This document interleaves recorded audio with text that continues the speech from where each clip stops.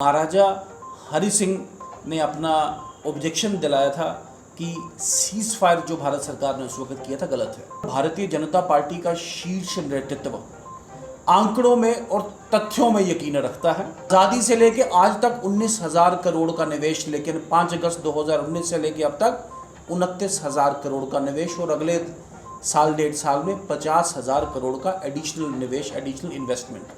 यही आंकड़े बताते हैं, ये कोई पॉलिटिकल रेटोरिक नहीं है। पहाड़ियों को रिजर्वेशन देने की बात कही है, कई दशकों पुरानी मांग है। आज पहाड़ी स्पीकिंग पीपल वो अपने आप में आइडेंटिटी है, बहुत ही जल्दी इनको एसटी स्टेटस दे के, और इनका एसटी स्टेटस कहीं ना कहीं गुजर बकरवाल या गद्दी या सिप्पी वाले एसटी स्टेटस से कॉन्फ्लिक्ट ना करे। महबूबा मुफ्ती जी और खासकर वो 3 परिवार जिसकी वो बात करें, जिन्होंने आज तक जम्मू कश्मीर की कमांड संभाली है, लेकिन जम्मू कश्मीर हर क्षेत्र में जम्मू कश्मीर एम्प्लॉयमेंट नहीं दे पाया अपने लोगों को। गृह मंत्री अमित शाह जी का 3 रोज़ा दौरा जम्मू कश्मीर का आज ख़त्म हुआ है, और इस 3 रोज़ा दौरे में विकास को लेके, व्यवस्था को लेके और विशेषकर जम्मू कश्मीर में एक विशेष प्रणाली को लेके एक नए आदेश और आयाम यहाँ पे उनकी ओर से जारी किए गए। ध्यान रहे कि भारतीय जनता पार्टी और भारतीय जनता पार्टी का शीर्ष नेतृत्व आंकड़ों में और तथ्यों में यकीन रखता है। आंकड़ों से बताया गया है कि आज़ादी से लेके आज तक 19,000 करोड़ का निवेश, लेकिन 5 अगस्त 2019 से लेके अब तक 29,000 करोड़ का निवेश और अगले साल 1.5 साल में 50,000 करोड़ का एडिशनल निवेश, एडिशनल इन्वेस्टमेंट। तो जिस तरीके से इन्वेस्टमेंट बढ़ेगा, रोज़गार के भी बेटर चांसेस आएंगे। वैसे ही टूरिस्ट फुटफॉल जिसे कहते हैं, जम्मू कश्मीर में टूरिस्ट का आना जाना बढ़ा है इमीडिएटली कोरोना के बाद। सड़कों में जो बनाने की जो स्पीड और टोटल नंबर ऑफ़ किलोमीटर्स बढ़े हैं, total number of major kilometres बढ़े हैं। हर प्रोजेक्ट पे काम करने की जो क्षमता है सरकार ने और सरकारी एजेंसीज ने इंक्रीज़ की गई। ये आंकड़े बताते हैं, ये कोई पॉलिटिकल रेटोरिक नहीं है। तो वंस एक बार कहा गया कि we believe in statistics, we believe in we could say hard and जिसे कहते हैं फास्ट फिगर्स।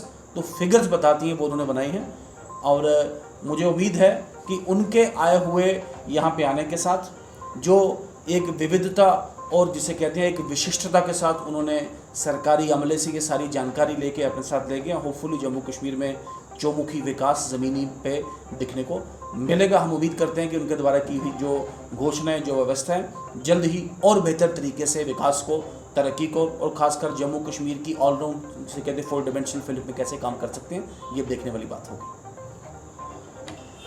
माननीय गृह मंत्री अमित शाह जी जम्मू कश्मीर के दौरे पे थे, और एक जिसे कहती हैं जिससे जम्मू कश्मीर में एक करंट और जम्मू कश्मीर में एक नई एनर्जी आ गई है। ध्यान में रहे कि उन्होंने पहाड़ियों को रिजर्वेशन देने की बात कही है। ये सिर्फ किसी कम्युनिटी, किसी बिरादरी की रिजर्वेशन से ऊपर हट के हम एक बार देखें इसको, तो ऊपर हट के क्या है?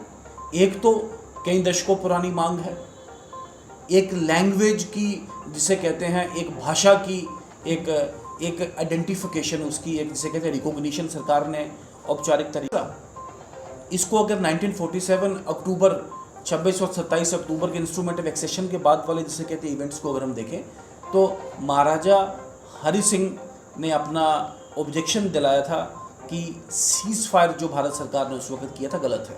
और वो सीज फायर उनका कहना था, आज मानना पड़ा सरकार को कि बहुत सारी पहाड़ियों की पॉपुलेशन आज पाक अधिकृत कश्मीर में है, और इस वक्त वाले पहाड़ी, इस और वाले पहाड़ी और उस और वाले पहाड़ी, जिनमें एक ग्रेट वॉल ऑफ चाइना, एक दीवार एक खड़ी हो गई है, जो आने जाने में, अपना आदान प्रदान करने में एक बहुत सी मुश्किल आई है। और किन्हीं राजनीतिक कारणों के चलते भारत के जिसे कहते हैं देशभक्त वो पहाड़ी, और भारत की अखंडता और प्रभुसत्ता में यकीन करने वाले, और उस वक्त 47 से पहले की व्यवस्था में पूरा अपना विश्वास रखने वाले, उनको सेपरेट किया गया।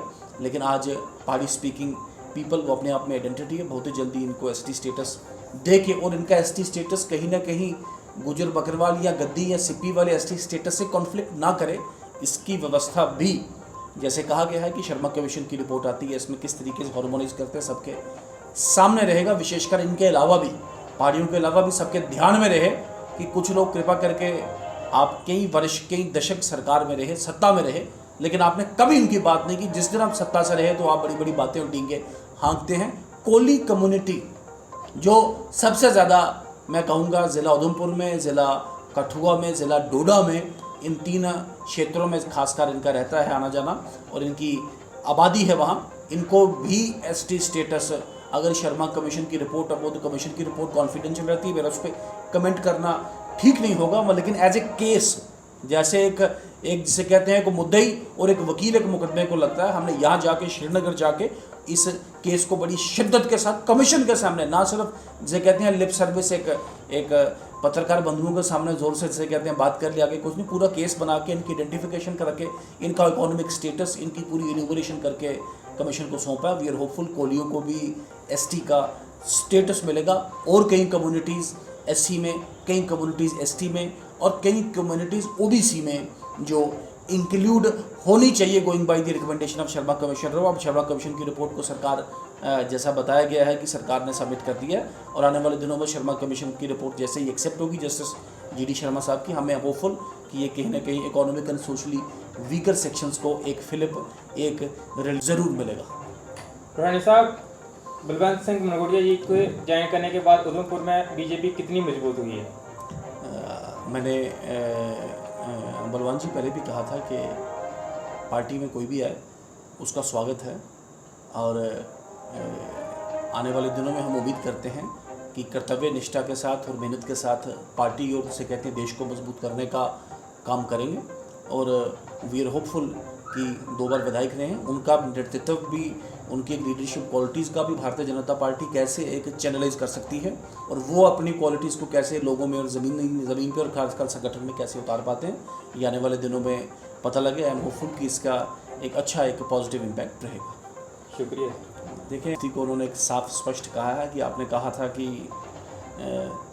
आप जम्मू कश्मीर आएंगे तो कृपा करके अपना हिसाब किताब लेते आइएगा। तो अपना हिसाब किताब अमित शाह जी ने, मैंने आंकड़े भी आपके ध्यान में लाए हैं, आंकड़ों में अपना हिसाब किताब दिया है।